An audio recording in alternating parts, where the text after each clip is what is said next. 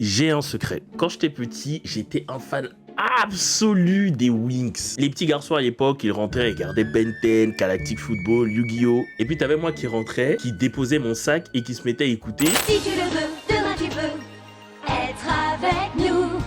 Winx, si tu me tiens bien la main, nous aurons tous les pouvoirs.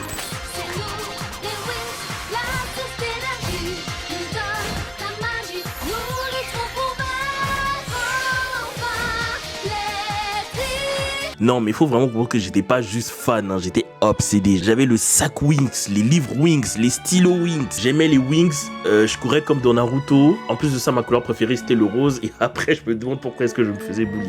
La réponse, elle est là. Et du coup, je me suis mis à repenser à ce temps-là, ce temps où on n'avait pas de soucis, où je rentrais chez moi, je me demandais pas qu'est-ce que j'allais faire de ma vie. Le temps aussi où j'étais pas un petit déscolarisé, tu vois, c'était le bon temps. Et ça m'a donné l'idée de faire une vidéo full nostalgie sur ces dessins animés de notre enfance. Enfin, de mon enfance, parce que vous, je sais pas du coup.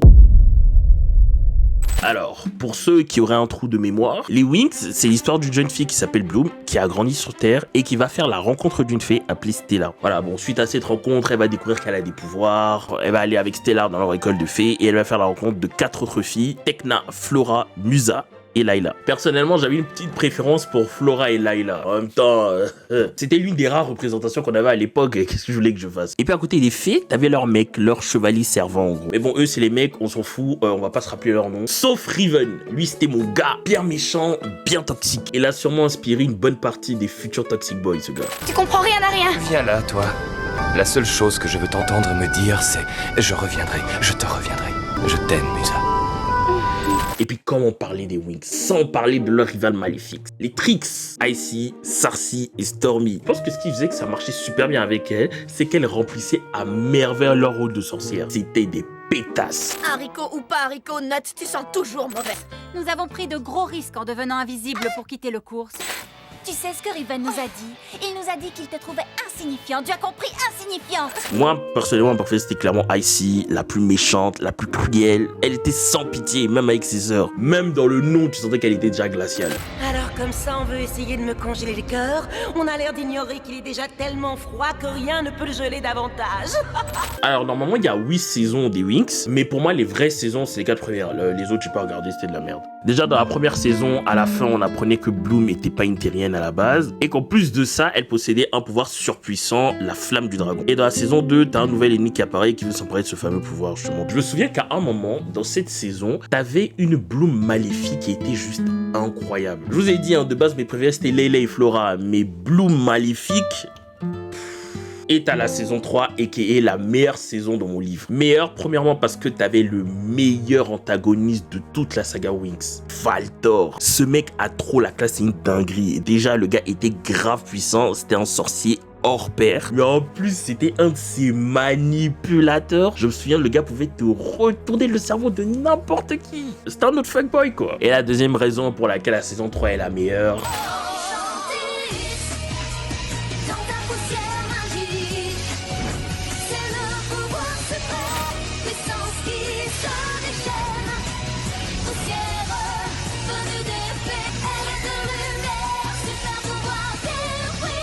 Aujourd'hui encore, putain, cette chanson de Matrix, c'est une dinguerie. L'Enchantrix, c'était un peu la transformation ultime des fées, tu vois, l'accomplissement de leur formation. Moi, par exemple, j'ai d'abord connu l'Enchantrix avant le Super Saiyan, hein. Et puis bon, après la saison 4, c'est là que j'ai lâché l'affaire, perso. Dans mes souvenirs, elles sont parties à la recherche de fées originaires de la Terre, cette fois, je crois. De toute façon, pour moi, après un antagoniste comme Valtor, tu pouvais pas faire mieux, donc bon. Les Winx, c'était certes un dessin animé soi-disant réservé aux filles, mais c'était un dessin animé ultra complet. Il y avait des pouvoirs de fou, du suspense, un peu d'amour aussi. Bon, amour toxique surtout, SO Riven, mais amour quand même, tu vois. En tout cas, moi, personnellement, je regarde un super bon souvenir.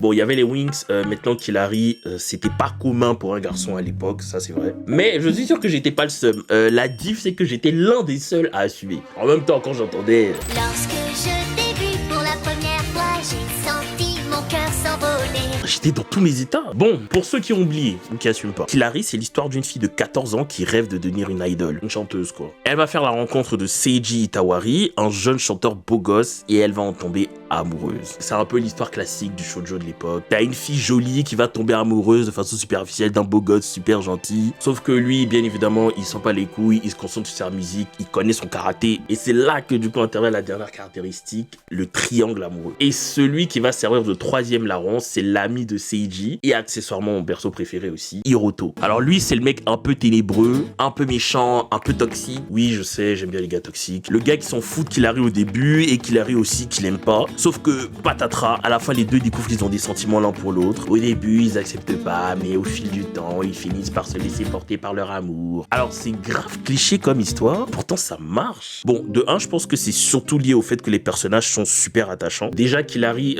c'est une petite fille qui a un rêve. Elle veut devenir chanteuse, mais c'est super compliqué parce qu'en vrai c'est grave difficile. En plus de ça, elle a d'autres passions comme la pâtisserie. Elle est un peu perdue, elle sait pas quoi choisir. Alors moi j'étais un peu trop jeune pour ça, mais je pense qu'à l'époque il y avait énormément d'adolescents ou d'adolescentes qui se reconnaissaient dans Hilary et dans ses problèmes en fait. Au fond, c'est juste une fille normale qui a un rêve presque irréalisable, comme beaucoup d'ados à l'époque. En plus, sa relation avec Hiroto, c'est clairement l'amour cliché des ados. Des fuis-moi je te suis-moi je te fuis, des bêtises comme ça quoi. C'est des bêtises, mais ça marche sur les gosses, on adorait ça. On pensait que l'amour, ça devait forcément être toxique comme ça. En tout cas, sur moi, ça marchait bien. Un jour, j'insultais Hiroto et le lendemain, je voulais finir avec Hilary.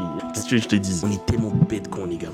Et à la fin de la saison 3, c'est ce qui finira par arriver. Hein. Tout est bien qui finit bien. Morale, si vous voulez une belle histoire d'amour, soyez toxique.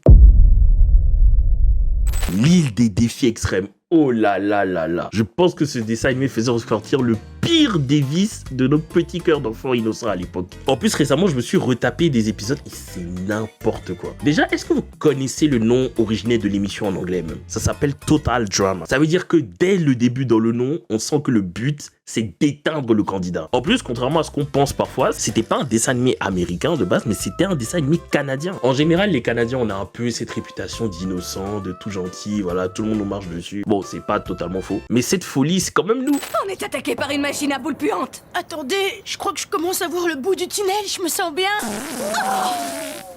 Défi extrême, c'était une émission où t'avais plusieurs candidats divisés en plusieurs équipes qui devaient s'affronter. Et à la fin, t'avais une personne qui gagnait un pactole. Le montant au début, c'était 100 000 $ et à partir de la saison 2, ça devient 1 million de $. Mais 1 million de $ canadiens, faut préciser, parce que c'est pas du tout les mêmes montants. Bon, en gros, ce qu'ils ont voulu faire, je pense, c'est une espèce de caricature des émissions style Koh-Lanta ou Survivor. Et ça marche, c'est incroyablement drôle. Déjà grâce au présentateur, lui, qui est sans pitié et qui est là pour voir du sang. Donc le gars va créer des épreuves ubuesque. Il y avait le chef aussi qui cuisinait des plats immangeables et dégueulasses. Et puis surtout les candidats, t'avais des personnages mythiques. T'avais Joël la gothique aigrie.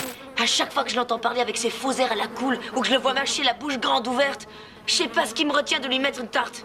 Non mais c'est pas vrai. Tu vas la fermer à la fin? Harold, le mec qui faisait chier tout le monde dont on se fout. Tania, la gourde superficielle un peu conne.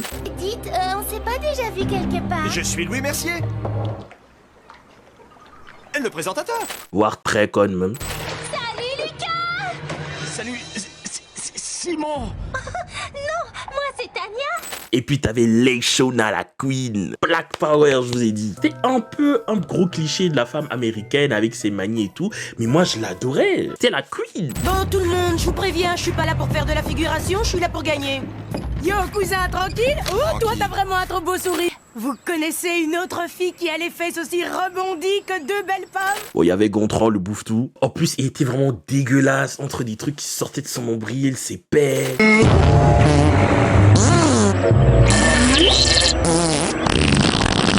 C'était dégueulasse. En plus, c'est lui qui a remporté la première saison. Alors, c'était trop crade. Puis t'avais la peste, la connasse ultime, Marie-Lou. Ta boule afro est si énorme qu'elle doit avoir sa propre gravité. Je vais t'enfiler, moi, de la gravité. Je vous ai déjà dit que j'aimais pas l'eau. J'aime pas ça. Pas du tout. C'est drôle.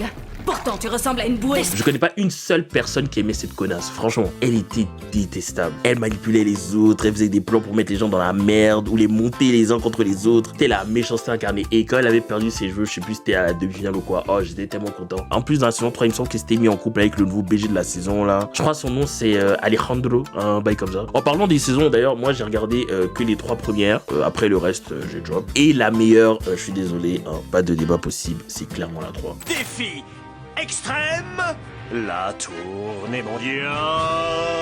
Défi extrême, la tournée mondiale. En gros, c'était une saison où il voyageait à travers le monde, quoi. Et cette saison, elle avait une particularité insane. C'est le fait que lui, les obligeait à chanter à des moments random. C'était la meilleure idée qu'il ait jamais eue. Ça a donné des trucs hyper cultes. Nous volons, nous chantons, nous volons et nous chantons.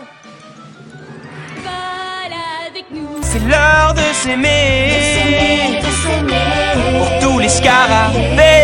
C'était bien, hein. Allez, je remets encore un petit peu. On a encore tant de choses à faire. Bon, c'est ma passion. Je squatte la télé avec mes tout petits petons. Bébé rangifique, trop magnifique. Pas si célèbre, elle n'est pas si célèbre. En plus de ça, t'avais les mini-dramas dans chaque épisode. Non, c'était vraiment trop drôle. Défi extrême, à jamais dans mon cœur.